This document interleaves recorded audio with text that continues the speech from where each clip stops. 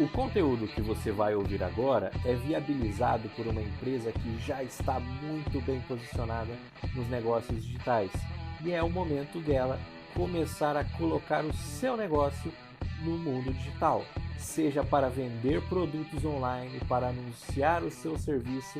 O objetivo é vender mais e mostrar a sua marca. Estamos falando da Drop Vida.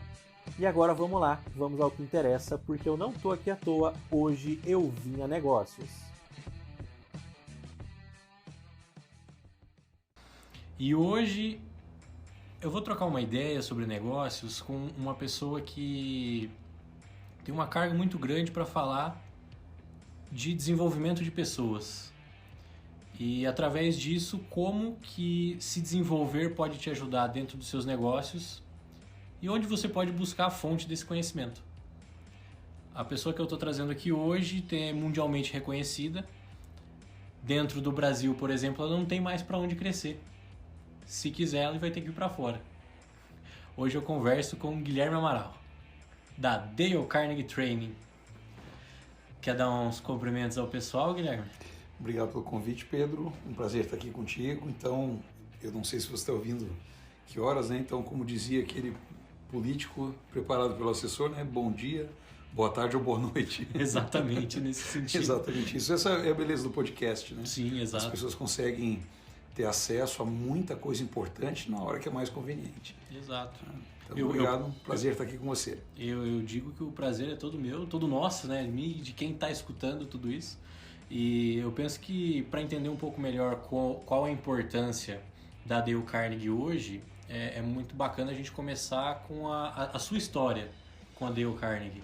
Quando começou, por que começou e o que você encontrou ali que te trouxe até onde você está hoje? É uma história bem longa já, né? Já faz tempo. Mas, seguinte, Pedro, eu era um rapaz muito tímido. Eu morria de vergonha de conversar com as garotas. Eu tinha uma dificuldade, assim, crônica de falar em público. Então, eu me lembro na universidade, eu sabia respostas para as perguntas na Faculdade de Direito da UEM, e professores faziam muitas perguntas, muitos questionamentos, e eu não conseguia, eu me calava sabendo a resposta, e isso me colocava em situação problemática com muita frequência. Então eu já estava assim antenado, ligado, procurando com o radar ligado. Isso nos seus 20 e poucos? Isso nos meus 19 para 20 anos, né? Muito preocupado com essa condição, porque minha cabeça funcionava muito rápido, mas na minha vida pessoal eu tinha dificuldade de resolver meus problemas. Eu me envolvia em problemas por não conseguir me posicionar e a minha autoestima era muito afetada por não conseguir ser eu mesmo, né? Eu tinha muita vergonha. Na época você trabalhava, só estudava? Eu comecei a trabalhar cedo, com 13 anos, mas no final da faculdade eu estava me dedicando só aos estudos mesmo, né? Mas, por exemplo, eu sempre toquei em alguma bandinha de rock, que eu era guitarrista, até cantava bem, mas ficava afastado do microfone de vergonha, cara. E eu poderia ter participado mais assim da banda e aproveitado mais aquela época. E aí logo depois que eu terminei a faculdade, eu lembro que eu trabalhava numa empresa que meu pai era um dos sócios, era um curtume em Cianorte, chamava Cromanorte. E eu estava ali de estagiário, né? Na verdade eu estava ali pensando o que eu ia fazer da vida, porque decidindo ainda. Eu não queria advogar, eu sempre gostei da parte empresarial, né? Cresci vendo meu pai cuidando dos negócios, sempre estando no meio das empresas dele também. Então, o meu radar sempre foi para a empresa. Eu fiz a faculdade de Direito com uma formação para me tornar um empresário. Eu não queria aprender administração de empresas. Eu queria aprender a ter segurança dos meus movimentos. E eu pretendia aprender administração depois. Tanto que fui fazer pós-graduações na área de gestão financeira, controladoria. Eu queria completar meu perfil, né? É o que te ensina a ver tabela, né, por exemplo. Exato, a ver indicadores e aí poder administrar. Porque já era uma escola, minha família já era uma escola nisso. Mas aí eu estava ali de estagiário, né, acompanhando a diretoria, acompanhando os diretores em tudo que eles faziam, para aprender mesmo, né, como é que é a dinâmica do dia a dia do líder, de um diretor. Exatamente por isso. E eu estava lendo um livro de um executivo americano chamado Lee Iacocca, falecido há poucos anos. Esse executivo foi presidente mundial da Ford e da Chrysler. E ele foi alguém de carreira meteórica. Você encontra, inclusive, o personagem dele naquele filme Ford versus Ferrari. Aparece o Lee Iacocca, ele tem... É ele mesmo? Não, ali aparece o personagem dele, né? Mas ele ocupava aquele papel na época do lançamento do Mustang e tal. E numa das páginas do livro ele contava que ele era muito tímido, mas a cabeça funcionava 1000 por hora. E que ele tinha muita dificuldade de resolver coisas importantes, mesmo sabendo como resolver. Porque quando chegava na hora de ter que conversar com as pessoas, de ter que se relacionar, para isso ele travava. E a empresa mandou ele fazer o treinamento da Dale Carnegie. E ele contava o quanto isso resolveu para ele. E como isso foi determinante para como o presidente mundial da Chrysler tirar a Chrysler de uma situação de falência no princípio dos anos 80. Ele usou justamente o que ele aprendeu com a Dale Carnegie para conseguir fazer todos os acordos, negociações, alianças e tirar a Chrysler sem nenhum centavo de empréstimo do governo americano da situação de falência. Então, quando eu li aquilo ali, eu falei, cara, eu tenho esse mesmo problema. E se pode ajudar esse executivo a fazer tudo isso, quem sabe isso me ajuda também um dia, né? Sim. E isso aconteceu que na mesma semana que eu estava lendo isso, apareceu na empresa, para inscrever os diretores da empresa, o instrutor da Dale Carnegie, para montar a primeira turma na minha cidade. Isso em? Isso em 1994. Caraca. Fevereiro, março de 94. E é interessante que essa crise da década de 80 da Chrysler é uma das crises mais icônicas da marca e do automobilismo também, uma história muito contada. Então, sim, porque foi uma virada de chave. Foi na época que a OPEP, né, que é a Organização dos Produtores de Petróleo, subiram o preço do barril de petróleo, e aí nos Estados Unidos, onde os consumidores gostam de carros de motores grandes, aqueles V8, sim, no mínimo 6 cilindros, né, esses carros eles ficaram assim totalmente impossíveis de serem usados pelo preço da gasolina. O preço da gasolina para eles estava lá como está a gasolina para nós hoje aqui. E aí os carros pequenos começaram a ser muito mais vendidos, e quem tinha carro pequeno era a indústria japonesa. Honda, Toyota e por aí vai. Então as grandes montadoras americanas quase quebraram, mas a GM e a Ford tiveram socorro governamental e a Chrysler não teve.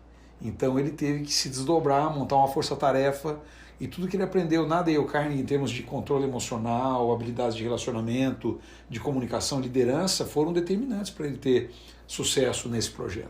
Sozinho ele não estava, então primeiro ele precisa lidar com ele, né? O que está atrapalhando ele. Isso. E depois ele vai querer passar a conversar com o colaborador, a fazer o plano, a diretores, credores e por aí vai. E aí você imagina, né? Um rapaz recém-formado que estava terminando de ler esse livro com a história inteira da salvação da Chrysler e da transformação dele com o programa da Dale, e aparece lá o instrutor da Dale e eu querendo virar gente, né? Querendo resolver o meu problema de não conseguir lidar comigo e com as pessoas. Mas na mesma hora eu falei, me dá uma ficha que eu vou fazer. E o engraçado é que ele olhou para mim, né? E eu com o crachá de estagiário, ele não queria levar um estagiário. Queria levar só os diretores da empresa. Queria nata. Então ele nem me deu ficha. Eu tive que pegar uma ficha lá com os outros diretores que iam para o treinamento. Aí paguei meu treinamento, enfiei a minha ficha junto com as outras e fui para o treinamento, porque eu não tinha sido muito aprovado por ele para participar. E depois disso fiz muitas vezes o programa e cresci tanto que acabei sendo recrutado pela Dale Carnegie. E hoje, então, dirijo aqui, né, boa parte do Paraná, o estado de Minas Gerais inteiro, e coordeno toda a preparação, certificação e aperfeiçoamento de instrutores, aí talvez 80% da equipe de instrutores do Brasil. Hoje, para exemplificar para quem está ouvindo a gente, essa posição é muito... Quantos no mundo, por exemplo, existem que fazem isso, que tem esse nível de conhecimento de Dale Carnegie, do processo, conhecimento psicológico para isso? Olha, não sei, né? Talvez deve ter muita gente muito melhor do que eu, mas exercendo a mesma função dentro da Dale, nós operamos hoje 86 países, temos mais ou menos 4.000 instrutores e nós somos apenas 40 nessa condição. Comparado a uma população, por exemplo, de 7 bilhões de pessoas, a gente está com... mas a gente não tem tudo isso de cliente, né? Então vamos por aí. E aí você comentou que procurava algumas questões de comunicação e posicionamento. Como que isso trouxe resultado? O que você percebeu de início, as primeiras impressões? Olha, a primeira ficha que me caiu é que eu era muito perna de pau para jogar futebol. E eu era um cara que não me jogava tanto assim nas coisas que eu fazia. Não que eu não tivesse compromisso, eu tinha compromisso, mas eu não me matava em busca das coisas, eu não dava até a última gota, eu não suava sangue se precisasse, entendeu? Então minha taxa de entrega pessoal era na média. Então quando eu estivesse cansado jogando futebol, eu começava a andar em campo. E mesmo durante o treinamento, meu time, que não era dos melhores e nem foi para a final, eu só jogava metade dos jogos, porque o treinamento era justamente num dos dias que tinha jogo. Terminou um campeonato e eu era artilheiro do time, sendo ruim. Só que eu ia em todas as bolas, eu passei a levar a sério cada coisa que caía nas minhas mãos. Foi a primeira sensação que eu tive assim de que as coisas mudaram. Logo na sequência eu fiz uma pós-graduação, também pela UEM, em gerência financeira, e quando eu percebi, assim, do nada, eu parei para pensar e falei, mas eu sou o apresentador de trabalho da minha equipe? Eu não tinha percebido que tinha assumido essa função. Eu não tinha percebido que já tinha apresentado 2 ou 3 trabalhos. Aquilo estava tão natural assim. E aí caiu a ficha, que aquilo era uma realidade oposta. Estava tomando frente de coisas que não tomava antes. Nos primeiros 6 meses da faculdade, eu era o aluno que, se precisasse negociar com professores alguma coisa, eu que ia negociar. E se você pensar que estamos aqui falando de julho, agosto de 94, se a gente pensar que em novembro de 93 eu era o cara que mais se escondia dos professores dentro da sala de aula, então a mudança até que foi importante. Você parte de um ponto muito longe para onde chegou já de começo. E hoje você está na Dale Carnegie. De onde veio a decisão? Foi ali nesse momento? Foi depois? Como é que construiu tudo isso? Então, quando eu terminei o primeiro treinamento, eu logo em seguida pedi oportunidade para acompanhar mais programas de treinamento da Dale. Eu queria mais doses daquilo que tinha feito tão bem para mim. Então eu repeti o treinamento 2 vezes em, acho que 4 ou 5 meses, porque eu acompanhei 2 turmas diferentes. E aí eu pedi para acompanhar pela 3ª vez, seria a minha 4ª vez no treinamento. Quando isso terminou, o diretor da Dale na região viu minha diferença, do início para aquele momento. A gente está falando aí agora em setembro de 94, outubro talvez, e ele perguntou se eu gostaria de estar mais próximo da Dale, conhecer mais como é que funciona.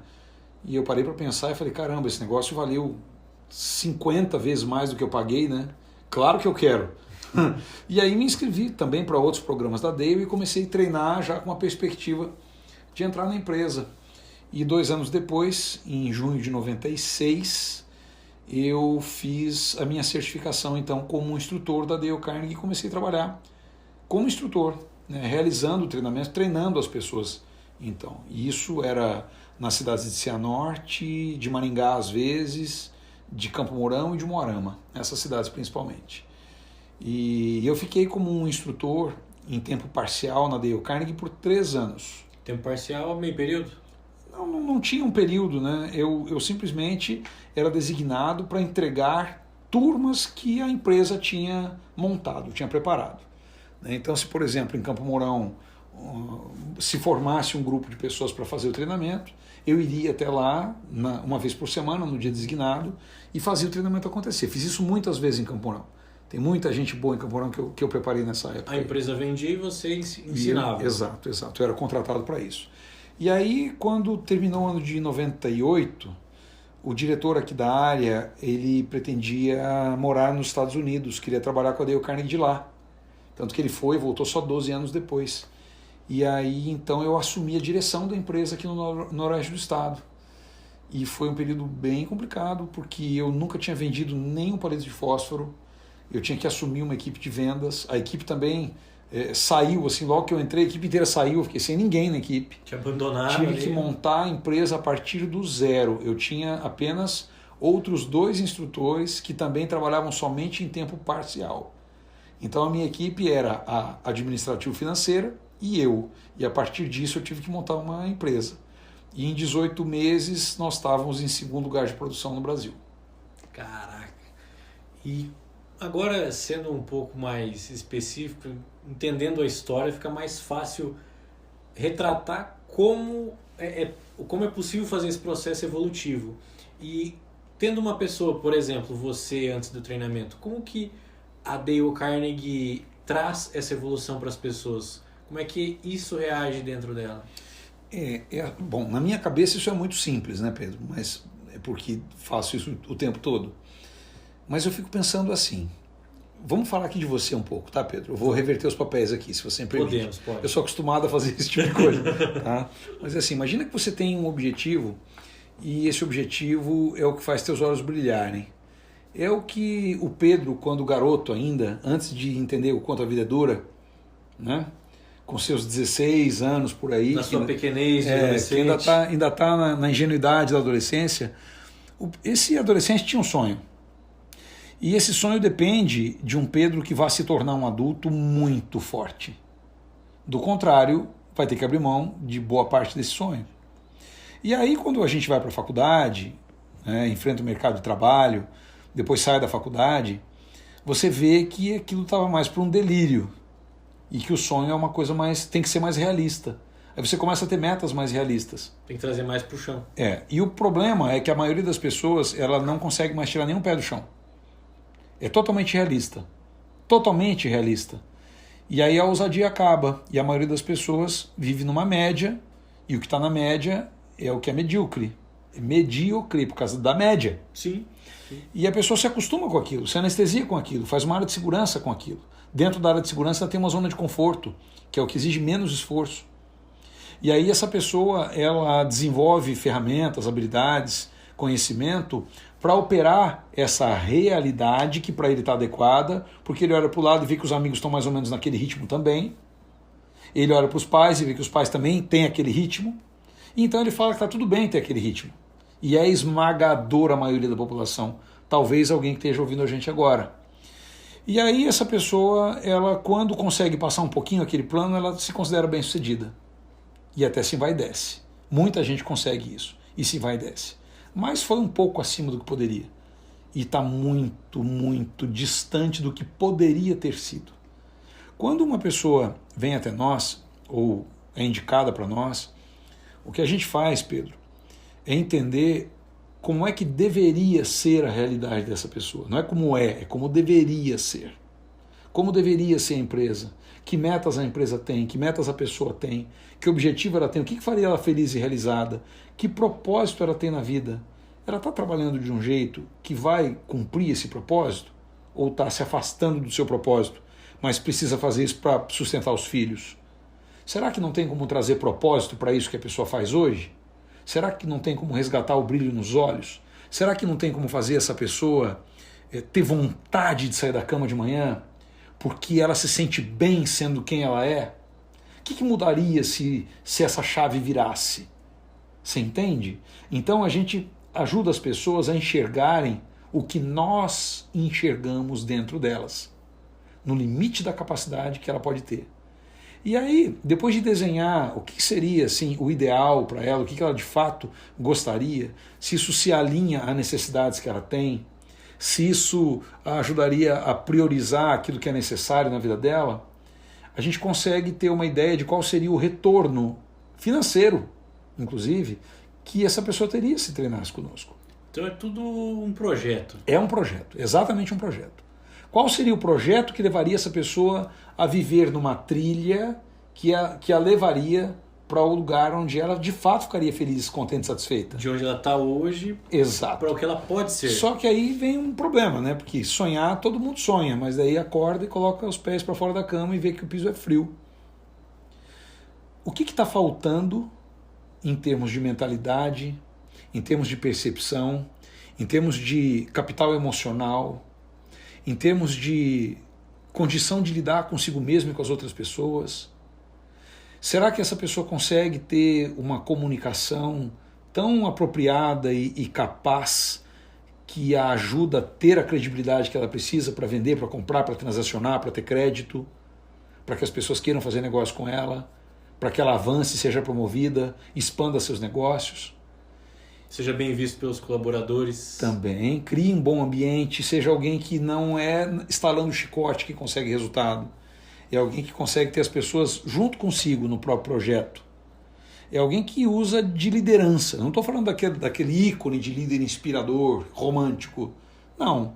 É daquela coisa prática, de quem traz gestão e liderança lado a lado, porque consegue mostrar gratidão, respeito, consegue ser gentil com as pessoas que trabalham com ela, porque sabe exatamente para onde está indo.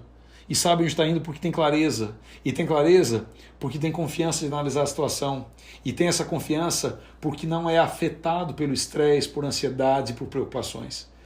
Tudo isso que eu disse agora, tudo isso é o que nós trabalhamos na Dale Carnegie, que foi o que ajudou o Lee Iacocca, de ser um executivo que também arranjava briga no departamento, a se tornar o presidente mundial da Ford depois da Chrysler.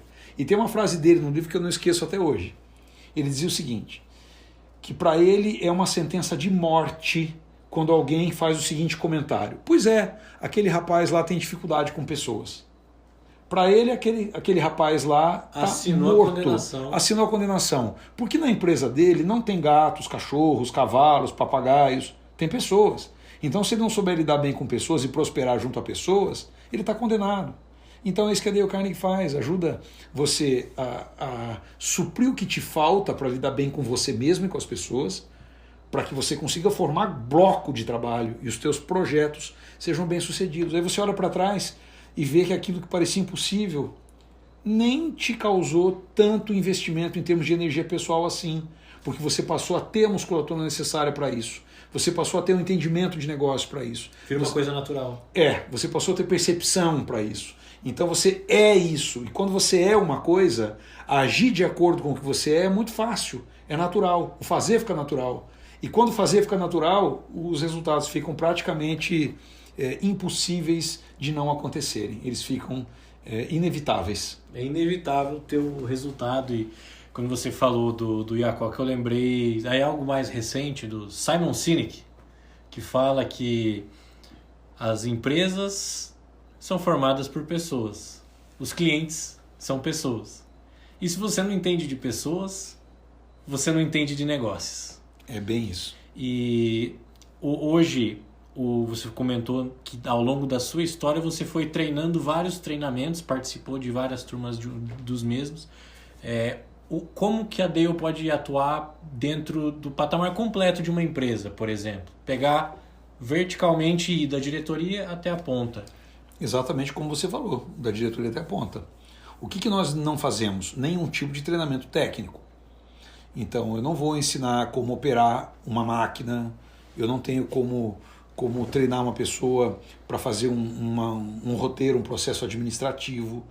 Nós não ensinamos administração de empresa, nós ensinamos como administrar pessoas. Nós ensinamos como lidar com você, para você poder lidar com os outros. Então, tudo que disser respeito à liderança, gestão, negociações, habilidade de vendas. Me perguntam sobre a habilidade de compras, mas quem sabe vender sabe comprar. E os compradores precisam aprender a negociar. Porque quando eles pensam que sabem comprar, eles estão, na verdade, arruinando possibilidades de relacionamento e de parceria, tentando extrair o máximo da pessoa que está vendendo para eles. Então, tem muitos bons compradores, digamos assim, que se acham bons compradores, que são péssimos negociadores. Quem vende para eles os detesta, e isso não está correto. Nem eles mesmos merecem isso. Entendeu? Então, quando você vai fazer uma compra ou uma venda, é uma construção. É uma construção, exato. Então, tudo que diz respeito a isso que eu disse, e mais comunicação, relacionamento, controle emocional, gestão de preocupações, de ansiedade, aumento de autoconfiança e autoestima, tudo isso a gente de fato faz. Então, quando você tem uma pessoa e ela por dentro é mais poderosa, não interessa o que ela vai fazer bem feito. Quer ver? Sabe aquele cantor Michel Teló? Sim. Ele não era de uma banda? Era. Qual que era a banda dele? Aí você me pegou, porque do sertanejo eu não sou muito chegado. Eu também sou rock and roll. Mas vamos lá, se não me engano era Bandeirança, uma coisa assim, não era? Daqui do Paraná. Não sei de onde. Mas o Michel Teló, antes de lançar a carreira solo, ele foi participante do programa de treinamento da Dale Carnegie. E ele queria ter carreira solo, mas não tinha coragem.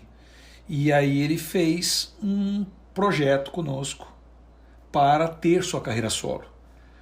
e nós preparamos as habilidades, atitudes, comportamento e mentalidade que faltavam para ele se transformar num artista solo.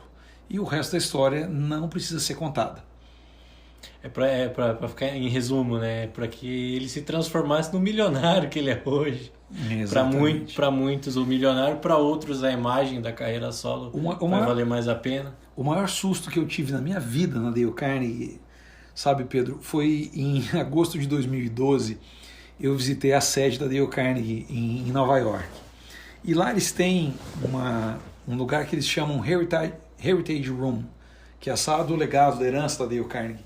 No corredor que entra nessa sala, né, essa sala onde tem os objetos pessoais do Dale Carnegie e tudo mais, tem um corredor com certificados de pessoas famosas que fizeram o treinamento da Dale Carnegie. E o meu susto foi quando eu li num certificado um nome escrito: Chuck Norris. Você o tá Chuck brincando? Norris fez Dale Carnegie. Caraca! É sério. Chuck Norris. E é bacana a gente comentar sobre isso, porque Michel Teló, hoje não tanto, mas ele já foi uma grande referência na música nacional. Chuck Norris é referência de filme, carreira. Não, você só pensa o seguinte, né? Muitos amigos meus ao longo do tempo acabaram fazendo treinamento, né? E alguns deles que olham, né? Me veem como amigo deles e não como profissional, né? Não, mas se comparam comigo olhando lá para o tempo da infância, né? E eu já falei para eles, cara, se até o Chuck Norris fez treinamento da Dale Carnegie, pagou o treinamento, sentiu que precisava, foi até o final, você acha que você não precisa? Aí o cara, E não é mentira, é verdade, né? Então, mas essa parte eu que gosto de fazer piada, né? Imagina o quanto eu já aproveitei isso. Se você pegar uma pessoa da minha linha de raciocínio, é só você olhar e falar, se até o Warren Buffett, inclusive a frase dele está na capa do livro, se até o Buffett fez, quem somos nós, meros mortais, para não fazer? Pois é, e o Buffett fala que o único diploma que ele tem na parede é o da Dale Carnegie, né? Tem no Google, só pesquisar lá no Google, no YouTube, Warren Buffett, Dale Carnegie, que aparece o vídeo dele, o filho dele dando entrevista. O filho conta que o próprio Warren Buffett era muito, muito tímido também. E durante o treinamento, ele aumentou as vendas dele, né? Porque ele vende, compra ações, as negociações dele se expandiram e ele pediu a namorada em casamento. Ele tomou coragem e pediu a namorada em casamento. É que ele vende e compra, mas ele não fica no home broker, né? Na corretora, ele vai até a empresa e compra da empresa. Não, as ações mais difíceis de você encontrar à venda são as da Berkshire Hathaway. Vai procurar ver se tem alguém querendo vender a ação empresa do Warren Buffett para você. Não tem. E muito da filosofia dele, com certeza, tem Dale Carnegie hoje, e muito do que ele já tinha ainda está com ele até hoje. Eu vou comentar um achismo meu, é uma história que eu ouvi, não tenho certeza. Talvez você consiga confirmar, mas eu já ouvi histórias de que o Bill Gates fez Dale Carnegie. Sabe dessa, não? Eu já escutei muito isso também, mas quando a gente vai atrás de informação, ela em algum momento acaba se perdendo. Então eu não acredito que ele tenha feito, mas a Microsoft é um dos gigantes clientes da Dale Carnegie. A Dale treina mais de 400 das 500 maiores empresas do mundo. Então, assim, coisas que eu já vi assim, de amigos meus que trabalham na Dale Carnegie, né? Uma vez um amigo meu que é instrutor na Itália ficou me mandando fotos com marcação no GPS de Maranello. E eu, onde é que esse cara está em Maranello? Ele estava dando treinamento na Ferrari. Entendeu? Ferrari. A Christine Palizin, que é da Flórida, estava dando treinamento na central da Porsche de negociações pela Dale Carnegie esses tempos atrás. Faz uns 3 anos, o diretor da Dale no Rio de Janeiro estava dando treinamento na Rolls Royce. Algumas coisas assim. Do Rio de Janeiro para o mundo, né? Então eu fico aqui pensando assim, cara, olha só olhar o padrão de qualidade disso, né? Sim. Porsche, Ferrari, Rolls Royce, se atende a eles, eu acho que serve para mim, entendeu? Uma vez um cliente de Maringá me perguntou, tá, mas esse instrutor que você vai trazer aqui para esse treinamento, era um treinamento de comunicação, né?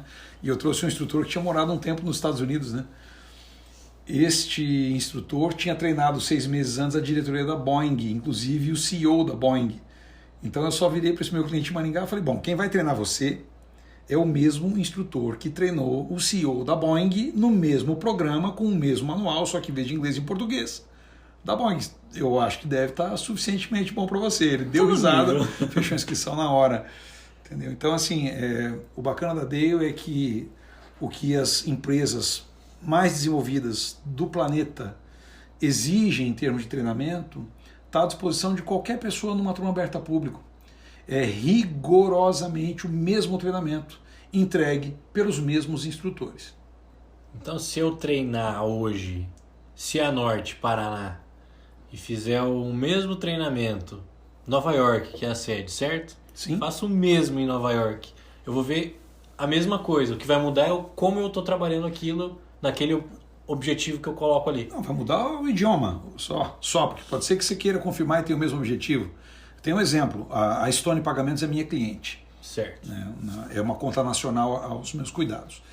E em 2019, uma das diretoras da Stone me pediu para mandar 5 pessoas fazer treinamento da Dale Carnegie em Nova York, porque eles passariam um mês todo lá e queriam a experiência de fazer um treinamento top de linha, numa empresa top de linha, em inglês, em Manhattan.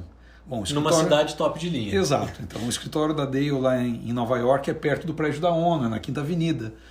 Eu liguei para o escritório de lá, fiz a inscrição dessas pessoas por aqui, né? E aí transferi as inscrições para lá. Pagaram mais caro, porque aqui, né, vocês sabem que real por dólar a diferença é um tanto grande, né? Hoje quase 6-1, né? Exato. Então, mas mesmo assim pagaram o preço em dólar da inscrição, que é a regra da empresa, é uma franquia. Fizeram o treinamento, voltaram, assistiram o treinamento que nós entregamos na Stone. Não lembro se foi em São Paulo ou no Rio de Janeiro, que eu mandei a equipe para lá para entregar. E 3 dias depois, a mesma diretora me liga, eu vou até tentar imitar o sotaque, falou: "Caraca, Guilherme, pô, muito legal, cara. Os caras foram lá, disseram que foi exatamente a mesma coisa, mesmo aquecimento, mesma atividade, tudo igual." E é para ser isso mesmo, né? Até porque todos os Master Trainers de Carnegie Masters nós treinamos juntos e levamos exatamente o mesmo processo para a equipe inteira no mundo inteiro. Vocês replicam a mesma coisa. Exato. Então o responsável pela instrução em Nova York treina junto comigo todo ano. Nós somos obrigados a fazer uma recertificação como Carnegie Masters. Entendeu? É o Stephen Holgate lá em Nova York. O Carnegie Master é o ápice da instrução, é o top de linha do... O que muda de um instrutor tradicional para um Carnegie Master, por exemplo, já que o processo é o mesmo? É que o instrutor está preparado para treinar clientes. Então ele leva o cliente até a zona de avanço e não vai além disso. O Carnegie Master leva a pessoa que ele está treinando para o lugar que a pessoa deveria estar. Não interessa o quanto isso vai doer. O trainer não deixa doer. Essa é a diferença. Isso exige outro tipo de habilidade. Conhecimento bem mais aprofundado, pessoas... É melhor a gente deixar essa história para os bastidores. Okay. Com certeza. E é interessante você ter comentado essa questão de não deixar doer. Porque antes você comentou sobre a forma que isso torna-se natural. E é legal a gente comentar sobre a metodologia. Pensa uma coisa, Pedro. A Dale Carnegie foi muito conhecida como treinamento de oratória. Pegou meio que um estigma de treinamento de oratória. E não é um treinamento de oratória. Cursinho de comunicação. Não é isso. O que acontece? É igual a ponta do iceberg, né, que fica para fora do gelo. Ninguém olha, olhando para você, ninguém consegue ler o que você está pensando. Ninguém consegue entender a dificuldade que você pode ter em gerenciar suas emoções, em ter que controlar preocupações e ansiedades. Isso está muito fundo, está nas suas raízes, ninguém vê. Esse é o grosso do nosso trabalho. Ninguém vê como é que você está se sentindo, não vê tua autoestima, não vê tua autoconfiança que te dá coragem de vencer desafio. Eles não veem isso, e isso está lá no grosso do nosso trabalho. Eles não veem como que você processa os relacionamentos e que tipo de movimento você se sente capaz de fazer diante das pessoas. Isso eles não veem, isso está dentro de você, e esse é o grosso do nosso trabalho. Agora, o que as pessoas veem é quando você abre a boca e fala. E a expressão que você faz, é como você se comunica. E isso é a pontinha do nosso trabalho. A gente trabalhou tudo aquilo que eu falei antes para você ter condição de se expressar positivamente, para você ter condição de assumir o comando sobre você mesmo, para aí poder ser uma influência positiva no ambiente que você está, entendeu? E se for o caso de ter controle sobre o ambiente, que isso aconteça sem tirania, que isso aconteça com liderança, entende? Então a gente faz todo o trabalho de bastidor, de estrutura, para que a pessoa possa interagir bem. Então parece que é comunicação, entendeu? Mas comunicação é só a pontinha. Então, quando as pessoas nos procuram, fulano tem medo de falar em público, não vai ser com técnica de comunicação que essa pessoa vai parar de ter medo de falar em público. Nós primeiro vamos trabalhar o controle de estresse, a autoconfiança, a autoestima, e isso vai tomar 2/3 do treinamento dela. Depois ela vai aprender como lidar com pessoas, para ela gostar de estar diante de pessoas, entre pessoas. E enquanto isso, a gente também vai trabalhando a comunicação. No final, quando essa parte que eu já falei estiver resolvida, aí a técnica de comunicação aflora e essa pessoa, quando abre a boca, dá show.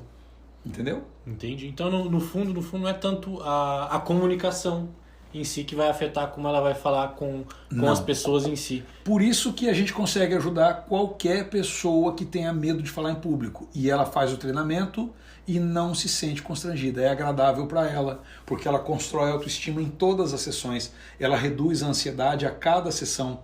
Então é como se fosse um alívio para quem tem medo de falar em público participar das sessões de treinamento. E no final, assim como era o meu caso, a pessoa procura e não encontra nunca mais o medo de falar em público. E quando a pessoa entra no treinamento, ela vai nas sessões, palestra, curso, slide, como é que funciona lá dentro? Então aí a pessoa tem que pagar para saber como é, né? Porque é só para quem já tem o ingresso. Isso aí seria spoiler. Spoiler. Aí é o nosso método que é único e que é tão copiado há tanto tempo. Tem muitas empresas que fazem de tudo para se aproximar da nossa, inclusive por gente que já trabalhou pela própria Dale, mas não tem problema, né? Um instrutor que saia da Dale Carnegie é simples. Um instrutor que não se atualiza na Dale Carnegie, em 2, 3 anos, ele não consegue acompanhar o desenvolvimento dos demais, porque a própria empresa também melhora. Imagina o seguinte, há 10 anos, pensa um carro aí com 10 anos de uso que é top de linha para você. Um carro com 10 anos de uso que seja top. O C300 da Chrysler. Ok, beleza. 300C, perdão. 300C da Chrysler, beleza, é um V6, também tem motor M8 de 400 e tantos cavalos, ok. Mas se comparar esse carro com o que existe hoje de Muscle Cars, que é essa categoria, ele ainda é tudo aquilo ou ele já ficou para trás pela tecnologia embarcada, por motores menores com desempenho ainda maior, por sistemas de tração que aproveitam muito mais a força nas rodas? Se a gente pegar o próprio GT de 5 anos atrás, já estava melhor, Mustang GT. Já era melhor que o Chrysler. Muito melhor. Então é a mesma coisa, quando qualquer pessoa que trabalha com algo fica um tempo distante da fonte, ela é ultrapassada muito rapidamente. O carro foi só um exemplo de como isso acontece. Então não dá para ficar muito longe de quando você é um instrutor, por exemplo, e penso que isso a gente pode aplicar em qualquer profissão. Você não pode ficar muito longe da atualização do conhecimento, da evolução constante. Na Dale, se passar 3 anos e o instrutor não fizer a recertificação, ele não pode entrar em sala de treinamento, ele está afastado. Ele tem que fazer a recertificação e tem que ser aprovado na recertificação. Porque tem aqueles que passam por este processo e são obrigados a cumprir um plano de trabalho para poder voltar para a sala de treinamento. Né? Porque é um padrão de qualidade que tem que ser igual no mundo inteiro. Se ele estiver abaixo, ele não pode dar o treinamento. E a empresa nasceu quando a empresa? 1912. Então, e constantemente com melhorias e melhorias. Então, se a gente pegar aí, hoje estamos em 2021, são 109 anos de melhoria constante. Em outubro desse ano, sim. Em outubro desse ano, 109 anos. Imagina o que faria uma pessoa, por exemplo, se tivesse 109 anos de aprendizado em evolução acumulado. Meu Deus. É muita coisa.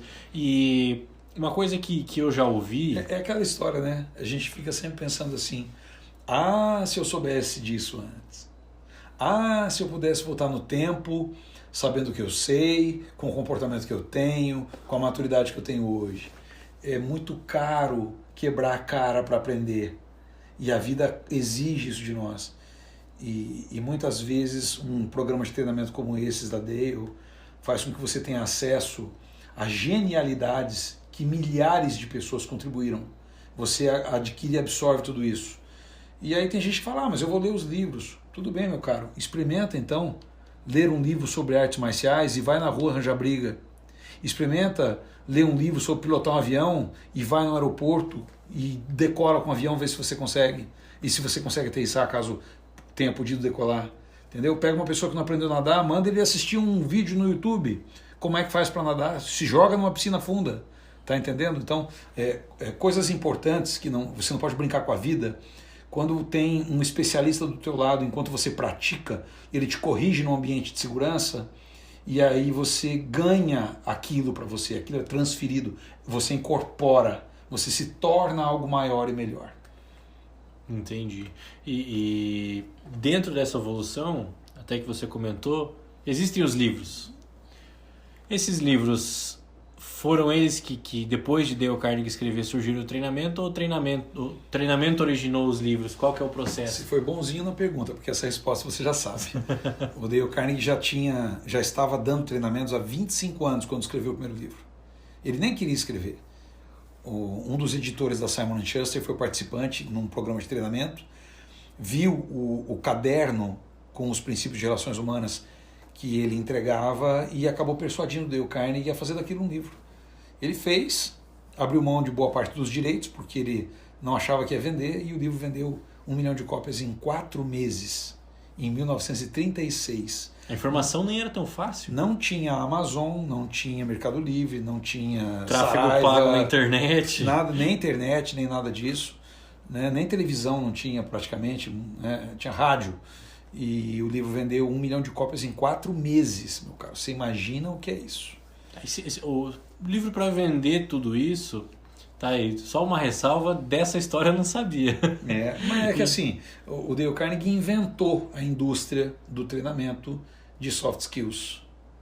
E depois que muitas empresas passaram a tentar fazer isso, como é muito comum, por exemplo, empresas de consultoria que tentam dar treinamento, pretendem dar treinamento, mas são empresas de consultoria, acabou se criando o termo da autoajuda, quando muitos autores passaram a prometer uma fórmula mágica que muda o teu pensamento e tal. Até tem alguns que conseguem algo assim, mas o Dale Carnegie não é autoajuda, o Dale Carnegie é o desenvolvimento da pessoa. Para negócios.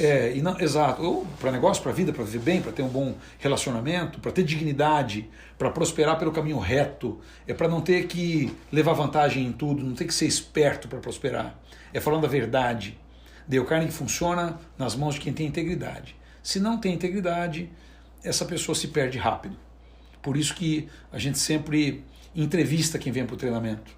Não é assim, eu quero fazer Dale Carnegie. Bom, vamos ver se essa pessoa pode ter Dale Carnegie. Porque tem gente que não pode ter Dale Carnegie. Imagina um pilantra com tudo isso que a Dale Carnegie ensina na mão.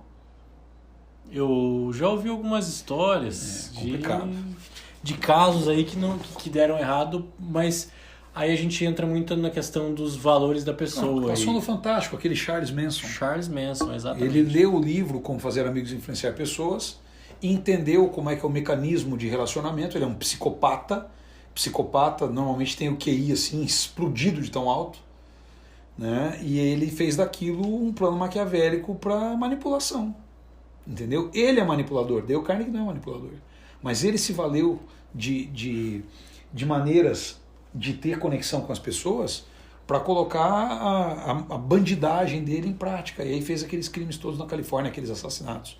Entendeu? Mas se você pensar assim, né, quantas pessoas com a Bíblia na mão cometem atrocidades?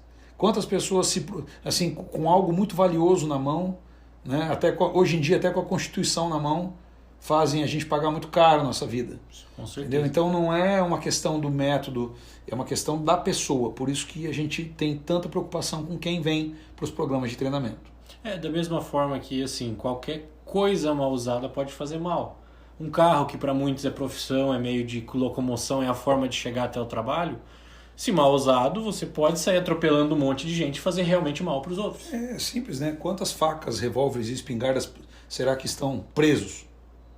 Ou foram as pessoas que os empunharam? Exatamente. É engraçado que na internet rolam algumas imagens tem uma série do Family Guy. E tem uma cena do Family Guy em que o cara aponta pra mim e fala, vamos arma, mate alguém.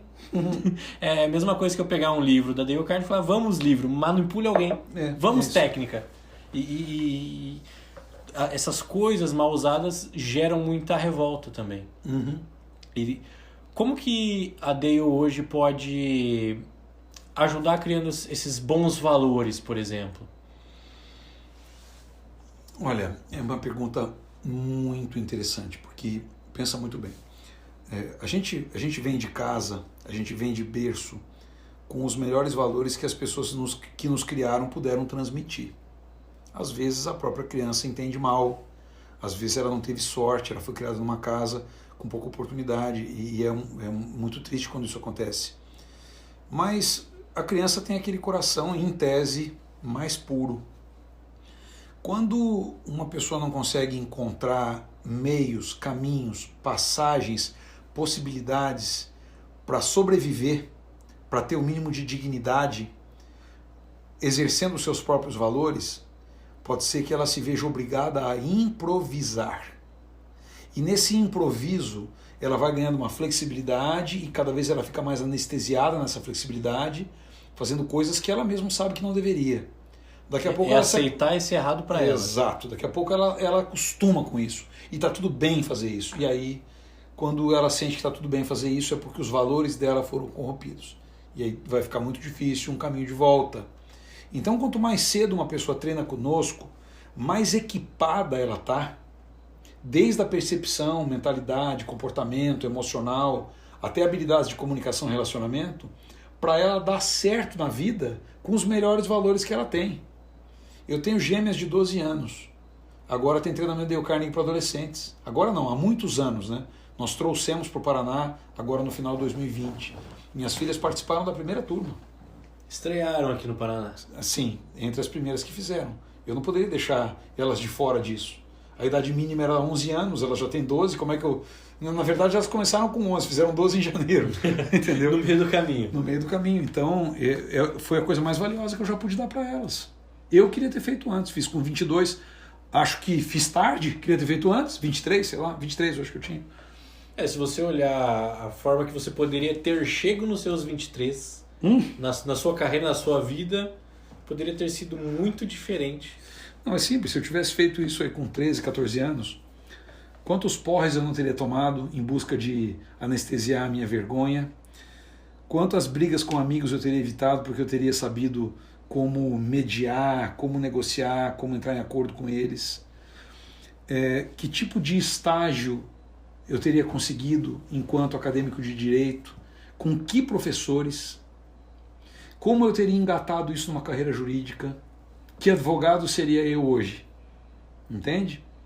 Mas para mim era impossível pensar numa carreira jurídica. Como é que um rapaz que não consegue falar em público pode conseguir ser um advogado de sucesso? Você não pensava em conseguir atender e nem defender casos. Sim, era para outras pessoas, não para a pessoa que eu era com aquela total incapacidade de comunicação. E, inclusive, do pessoal que se formou contigo na faculdade, você falou que logo depois você formou, fez o Dale Carnegie, foi evoluindo e no meio do caminho fez uma pós em finanças.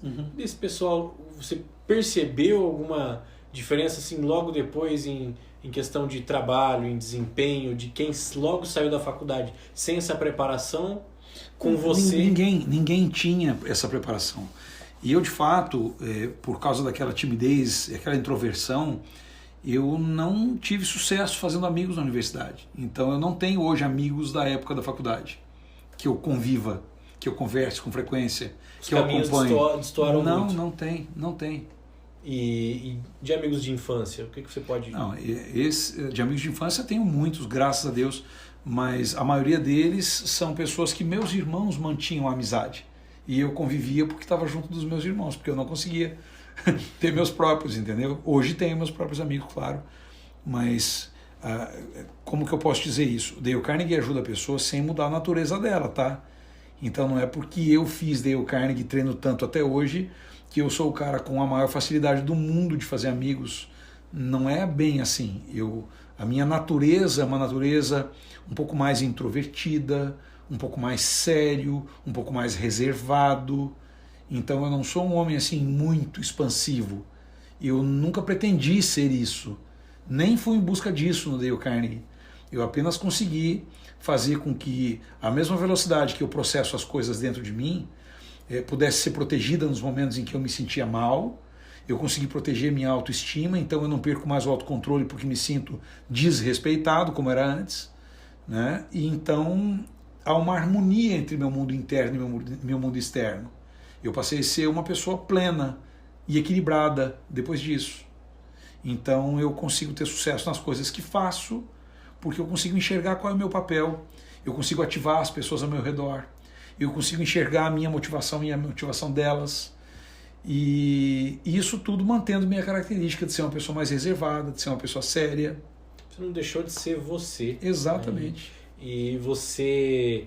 Como que é pra você que trabalha, é meio suspeito perguntar, mas mesmo assim compensa.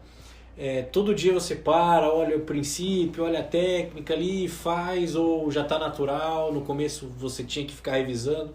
Como é que foi para colocar tudo isso dentro do seu dia a dia? É assim, quando eu me tornei instrutor da Dale, eu passei a ter uma obrigação profissional de dominar tudo isso. Então eu lembro que teve um ano em que eu li, naquele ano, acho que 12 vezes cada um dos livros. Todo mês eu lia os livros de novo, né? E eu era um leitor muito voraz, muito ávido, sempre li muito rápido. Então isso me ajudou. E eu fiz programas, processos e organizações, né, agendamentos, para de fato eu me tornar muito mais fluente em cada um dos princípios. Hoje, como eu tenho a compreensão de tudo que tem na Dale Carnegie como um sistema, como um mecanismo, eu já não sei separar mais essas coisas. Eu não ajo bem com as pessoas por uma questão de habilidade. Eu não falo bem em público porque estou usando uma técnica. Eu não lido com um problema porque eu estou praticando aqui um processo. Não, tudo isso, e é o que a gente faz com quem treina conosco, passou a fazer parte de mim. Então eu passo a funcionar desse jeito. Eu não estou mais recorrendo a uma técnica. Eu passo a funcionar desse jeito. Então sou eu, na minha natureza, tendo uma compreensão totalmente impulsionada pelo que a Dale Carnegie me treinou. Vira reflexo, vira reação, vira hábito, vira automático. A coisa mais difícil de quebrar é um hábito. E quando você quebra o hábito, tem que botar outro no lugar. Então eu, ao longo dos anos, fui me programando e quebrando os meus maus hábitos. Substituindo o ruim pelo bom. Pelo bom, é isso. É como se fosse... E faço isso até hoje. A gente sempre vai encontrando um parafuso que precisa ser trocado, alguma coisa. Troquei um hábito faz mais ou menos 40 dias, já emagreci 4 quilos. Caraca!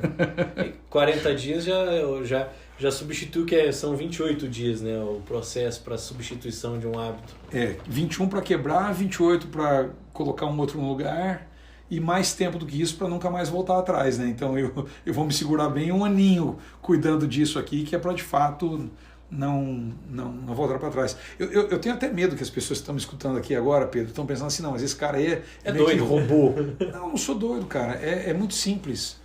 Eu penso que se eu tenho um esclarecimento de como uma coisa funciona, se eu entendi, se eu aprendi que aquilo é melhor do que o que eu tenho, se eu teimar em continuar com o que eu tenho, que não é o melhor, é uma burrice minha.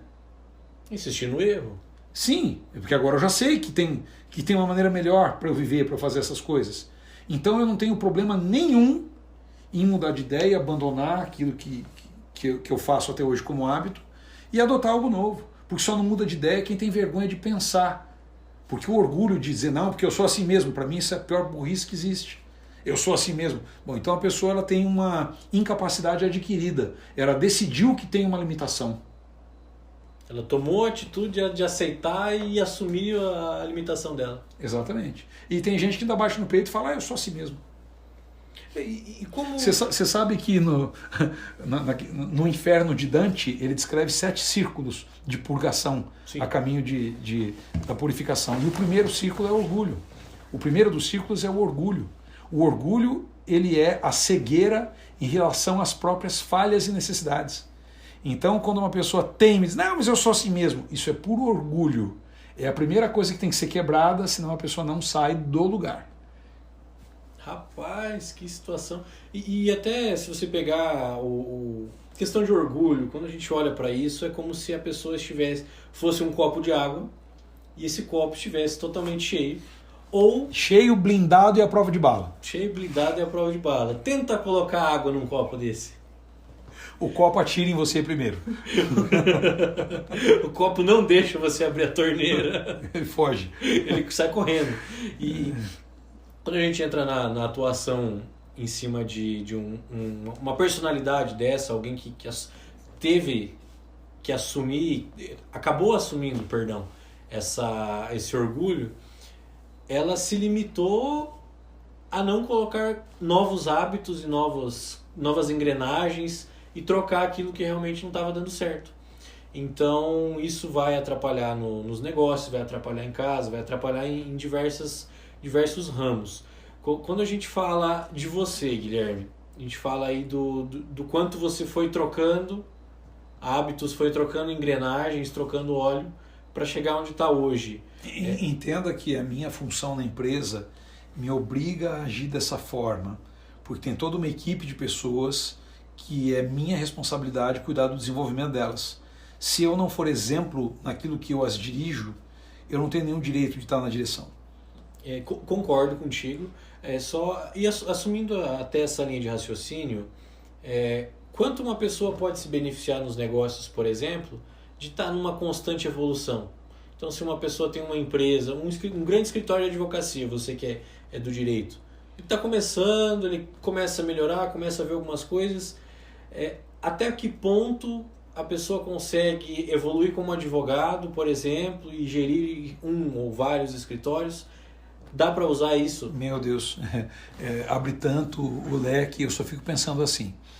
Não é porque uma pessoa é advogada que ela é super preparada. Só significa que ela fez uma faculdade de direito, ok, que aprendeu aquilo e que foi aprovado no exame de ordem da OAB.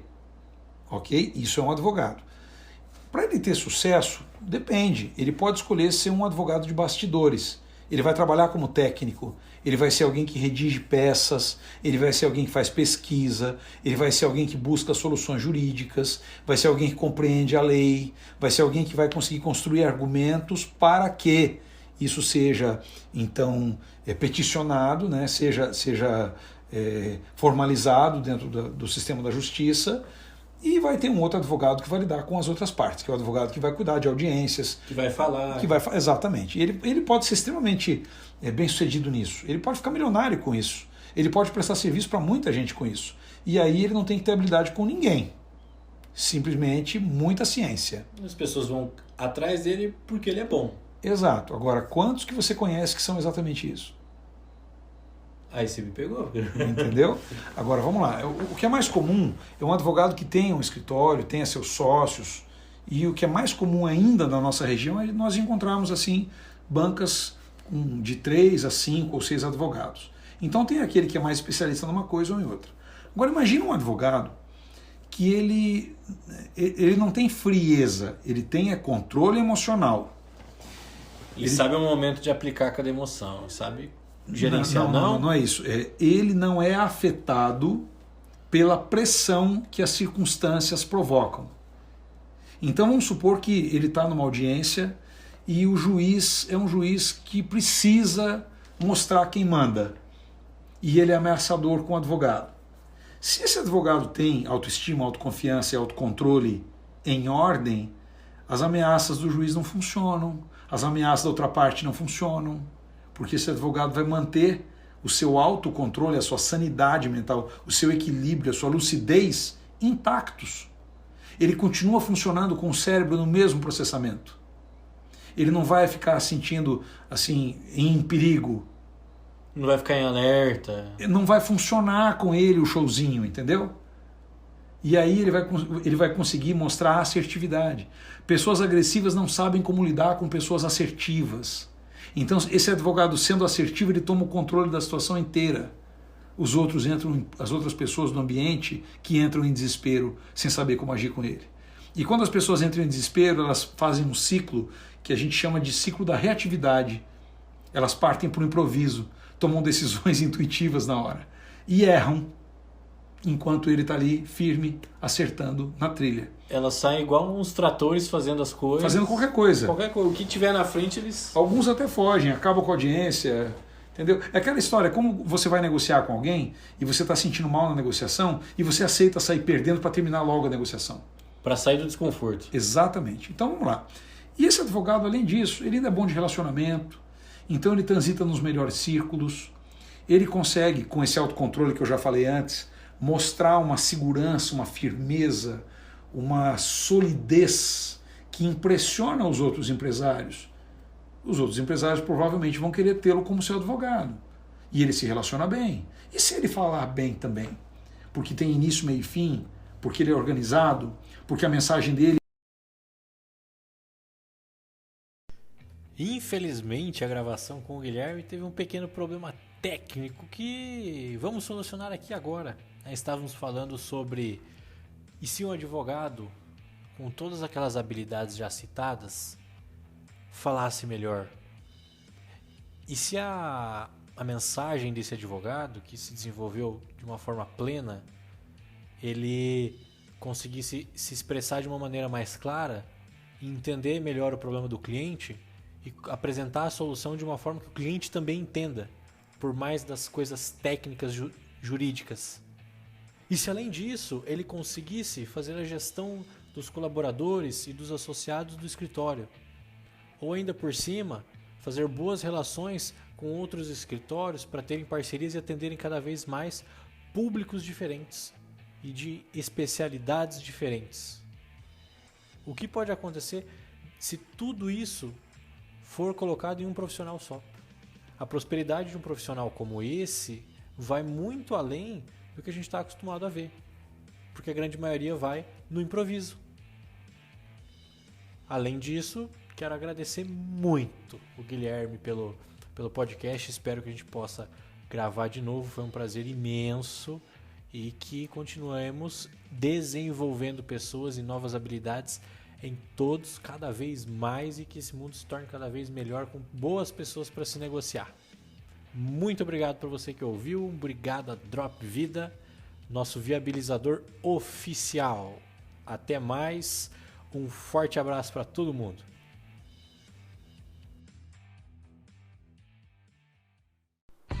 Quer mais? Vem com a gente. Vamos fazer negócio.